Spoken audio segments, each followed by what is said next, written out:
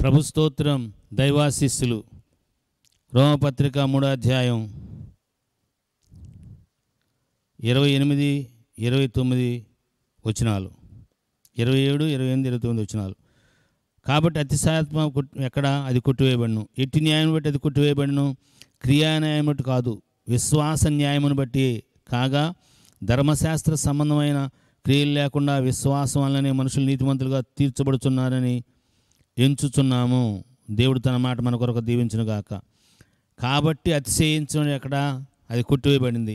ఎవరు కూడా నేను ఇది చేశాను, అది చేశాను, ఇందుని బట్టి అందుని బట్టి దేవుని మెప్పించాను, తలకిందులుగా తపస్సు చేశాను, ఇందుని బట్టి నేను రక్షించబడ్డాను అంటానికి లేదు.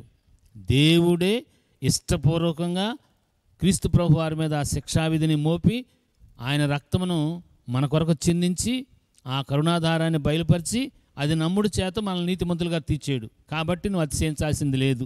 నువ్వు రక్షించబడ్డావా, అతిశయపడటానికి లేదు. కొంతమంది రక్షించబడిన బిడ్డలు వాళ్ళు మేమేదో గొప్పవాళ్ళు అన్నట్టు మిగిలిన వాళ్ళందరూ ఏదో గొప్పవాళ్ళు కాదన్నట్టుగా నడుచుకుంటూ ఉంటారు. యూదుల్లో ఉన్న పాపం ఇదే. ప్రపంచం మొత్తంలో మేమే దేవుని పిల్లలు, మిగిలిన వాళ్ళందరూ పాపులు.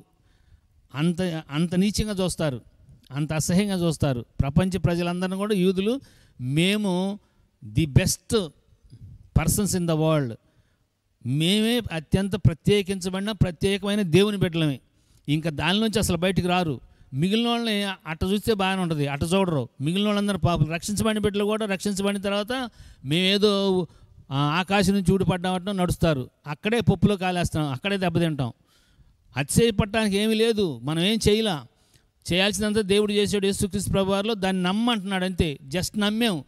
క్రియ మొత్తం చేసింది దేవుడే, మన వల్ల కాదు. మన శిక్ష భరించాలంటే చిత్రవదగా పచ్చడిగా పిండిగా పిప్పి చేసి కాల్చి అవతల పెట్టాడు. అది మన వల్ల వద్దా? ఒక దెబ్బ కొడితేనే ఓర్చుకోలేము. పచ్చడిగా ఈ పంత నాగడ సాళ్ళ వల్లే దున్నబడింది. ఇది మొత్తం దేవుడు యేసుక్రీస్తు ప్రభువారి మీద చేసాడు. దాన్ని నమ్మాలి. అతిశయపడుతున్నావా, అపవాది మనలో ఉన్నాడు, గుర్తుపెట్టుకోండి. అతిశయించడానికి వీలు లేదు. మరి ఏ కొట్టివేయబడింది. మరి ఏ న్యాయాన్ని బట్టి? అది విశ్వాస న్యాయాన్ని బట్టి, క్రియా న్యాయాన్ని బట్టి కాదు. నువ్వేదో చేస్తే కాదు, నేనేదో చేస్తే కాదు. విశ్వసించుడు చేత ఏదైనా విశ్వాసం. నువ్వు కార్యసిద్ధి కలుగు చేయాలంటే విశ్వాసమే. కార్యసిద్ధి కలుగు చేసే విశ్వాసాన్ని సంపాదించుకోవాలి. ఏదైనా క్రియ సాధించాలంటే, ఏదైనా పని సాధించాలంటే, నీవు పరిశుద్ధపరచబడాలి అంటే కూడా విశ్వాసమే. యేసయ్య రక్తంలో విశ్వాసమే. నువ్వు పాపంలో జీవిస్తున్నావా, పరిశుద్ధపరచబడటం అనేది యేసయ్య రక్తం ద్వారా సాధ్యం, కానీ ఇంకొకటి సాధ్యం కాదు. దేవుడు మన కొరకు ఏ హేతు లేకుండా, ఏ క్రియని బట్టి కాక, తాను చేసిన దాన్ని బట్టి తాను నీతిమంతుడును, యేసుక్రీస్తుని విశ్వాసంతో నీతిమంతులుగా తీర్చుటకు యేసయ్య రక్తాన్ని ఎలాగా కరుణాధారంగా ఇచ్చాడో అది మన క్రియల్లోకి రాదు. ఎవరు అతిశయపడొద్దు.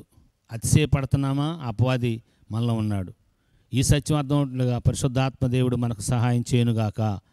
Thank you and God bless you.